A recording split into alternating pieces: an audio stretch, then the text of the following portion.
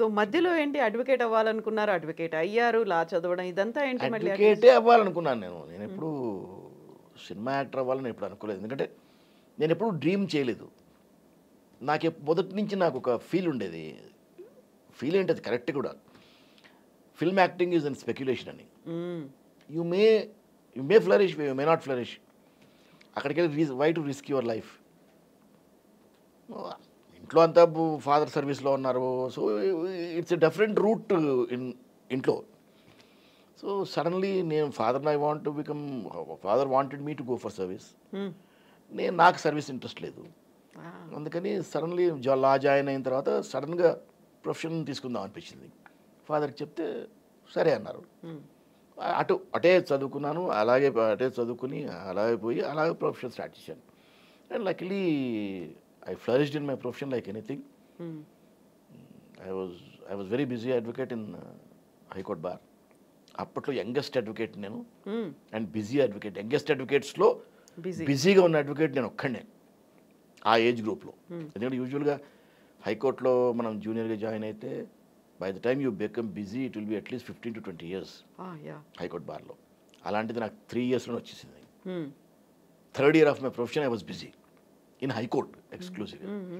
And fourth year I became exclusive హైకోర్ట్కి వచ్చాను.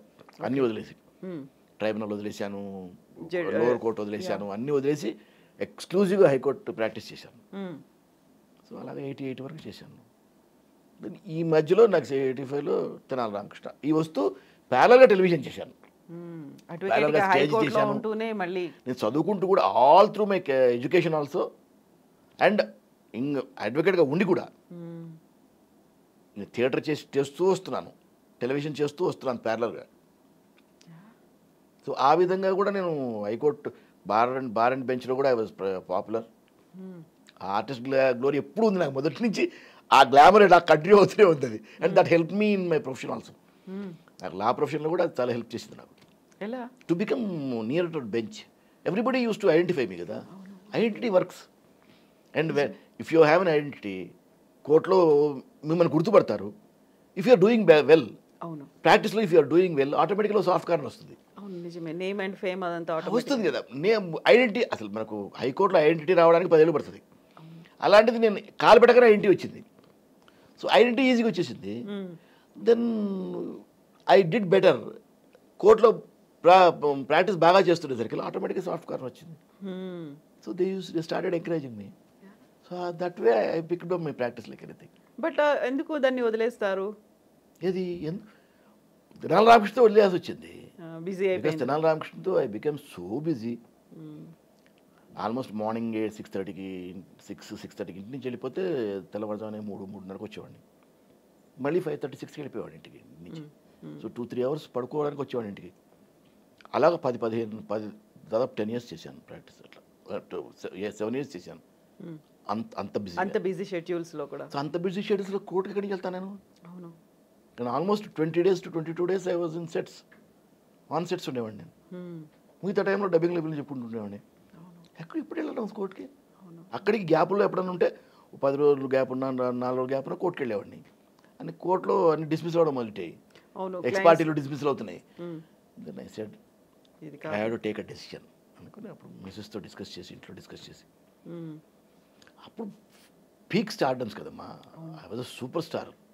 అప్పుడు ఎవరు నో అనడానికి ఛాన్సే లేదు. అంత స్టార్డమ్తో ఎవరు కాదన్నారు కదా. నేను కూడా మనం నిలబడగలమో లేదో అని ఇటువైపు రాలేదు. అంతే తప్ప నిలబడినప్పుడు you have to take it up. You have to take it. The situation was such, you have to take it. ఒక భగవంతుడు మీకు గ్లోరీ ఇస్తున్నప్పుడు అది తీసుకోకపోవడం foolishness. That's how I took it. అందులో అశోక్ కుమార్ గారు చాలా అగ్రెసివ్గా ఉండేవాళ్ళు, చాలా మొండిగా గట్టిగా ఉండేవాళ్ళు అనేది. ఎలా మారారు ఇంత సాఫ్ట్గా మళ్ళీ? సాఫ్ట్గా ఏముందమ్మా, I'm stubborn. Any day I'm stubborn. ఒక డెసిషన్ తీసుకుంటే ఐఎమ్ స్టబర్న్. ఒక మాట అన్నానంటే I'm stubborn on that. Even today I'm that. Personally I'm soft. Any day I was like this only. In decisions and when my profession comes, I am stubborn in my own voice. My voice is very strong.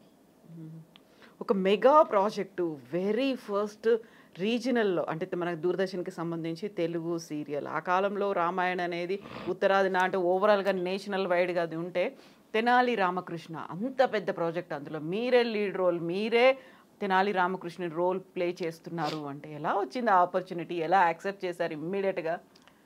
అది నాకు యాక్చువల్గా అది విచిత్రంగా వచ్చిందమ్మా. అది ఎర్లియర్గా first దానికి ఆ సీరియల్కి Manishankar was producer, Manishankar brothers were producers and Jayant Paranji was director. Okay. And CVL was associate డైరెక్టర్గా జాయిన్ అయ్యాడు. సో వాళ్ళు ఇంటర్వ్యూస్ చేశారు చాలామందిని, తెనాలి రామకృష్ణకి, కృష్ణదేవరాయలకి, క్యారెక్టర్కి ఇంటర్వ్యూస్ చేశారు. Nobody was happy, they were not happy. Producers were not happy, director was not happy. అప్పటికే జయంత్ వాజ్ మై ఫ్రెండ్, మేము కలిసి ఒక వీడియో ప్రాజెక్ట్, వీడియో ఫిల్మ్ ఒకటి చేసాము. సో అలా అతను he's from English theatre, I'm from Telugu theatre. And CVL me was బాల్యమిత్రులు, ఈ నాటకాలు కలిసి చేస్తున్నాం మేము. మా చంద్రమౌళి గారి దగ్గర కలిసి నాటకాలు వేసుకునేవాళ్ళం మేము ఇద్దరం. కలిసే ఆర్గనైజేషన్ పెట్టాము, కలిసి నాటకాలు వేసుకుంటున్నాం. మేమందరం ఒక టీమ్గా నాటకాలు వేసుకుంటూ వస్తున్నాం. So CVL was there, Jayant was there, both I know. ఇద్దరు మంచి ఫ్రెండ్స్ నాకు. అండ్ సివిఎల్ గారు అడ్వకేట్ కూడా. అడ్వకేట్ కదా, అప్పుడు కాలేదు. అప్పుడు ఎక్కడ, అప్పటికా అడ్వకేటే అప్పటికి అడ్వకేట్ అయ్యాడు. అయితే ఇద్దరం అడ్వకేట్స్, మళ్ళీ ప్రాక్టీస్ కూడా కలిసి చేస్తున్నాం. కోర్టులో కలిసి నాటకాలు వేస్తున్నాం. We were together. సో అప్పటికే మా ఫ్రెండ్షిప్ ఇప్పుడు డికేడ్ 2 decades ఫ్రెండ్షిప్. అది అప్పటికే చిన్న చిన్న పిల్లల ఫ్రెండ్స్ మేము. ఓకే. సో అక్కడి నుంచి అక్కడ అవ్వకపోయేసరికల్లా వాళ్ళు మణిశంకర్ అడిగాట, సార్ క్యా బాస్ కోయి భీ నహీ మిల్ రా క్యా కరే అంటే అప్పుడు చెప్పాట, నైరే एक आदमी है थिएटर करता है हमारे साथ but he will not come for auditions. మన కొంచెం థియేటర్లో ఉన్న వాళ్ళకి చిన్న పవర్ ఉంటుంది. అప్పుడు అందులో ఫ్లరిషింగ్లో ఉన్న థియేటర్లో అనేసరికి ఆ చిన్న ఈగో ఉంటుంది, ప్రతి థియేటర్ వాడికి ఉంటుంది. అంటే వాడు ఆడిషన్ మాత్రం వాడు రాడు, but he's a good artist. That I know. నువ్వు వాడు చూడు, మనిషి నచ్చితే పర్ఫార్మెన్స్ నాకు వదిలి I know what he can do. He can definitely deliver the goods. Don't worry about it. But వాడు ఆడిషన్ చేయమని మాత్రం చేయడు, రాడు వాడు. అంటే లేకే అవసుకోన్నాను. దెన్ అప్పుడు సివిఎల్ నాకు ఇన్ఫార్మ్ చేశాడు, జయంత్ ఫోన్ చేశాడు. ఇద్దరు ఫోన్ చేశారు, సాయరే తెనాలి రామకృష్ణ कर रहा हूं मैं, टाइटल रोल के लिए we have conducted auditions, we didn't like anybody, मैं तेरे बारे में बोला हूं मैं, they wanted to see you. आता क्या ऑफिस को? What is there? వస్తారా అన్న. Then I went to the office రాగానే everybody came out and received me.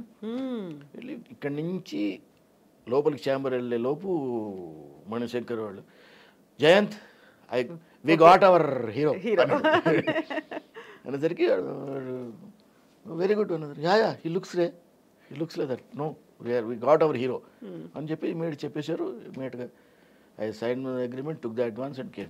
Immediately on that day. That's how I got that. And very first day, నేను అప్పటికి సినిమాలు చేస్తున్నాను. సరదా చెప్పే కదా, విజయ్ బాపిరెడ్డి గారి సినిమాలే చేస్తున్నాను, ఇంకెవరు చేయట్లేదు. విజయ్ బాపిరెడ్డి గారి సినిమా నేను ఒకటి మా ఇంటి మహారాజ్ అని కృష్ణరాజు గారి బ్యానరు, అందులో చేస్తున్నాను. కృష్ణరాజు గారి హీరో చేస్తుండగా అందులో మహీదర్ అని కెమెరామెన్ ఉన్నారు. ఆయనది సెకండ్ ఫిల్మ్ అది. సో ఆయనకి నాకు మంచి ర్యాపో ఏర్పడింది ఆ సినిమాలో. ఇక్కడ నాకు ఎప్పుడైతే నేను హీరోగా బుక్ అయ్యానో, Shankar and Jayant decided to get a film cameramen. బాగుండాలి, ఎందుకంటే పెద్ద ప్రాజెక్టు బాగా చేద్దామని డిసైడ్ అయ్యారు. అయినప్పుడు నన్ను because I use to involve everywhere, script దగ్గర నుంచి ఇన్వాల్వ్ అయ్యేవాడిని. సో నాతో డిస్కషన్ వచ్చింది,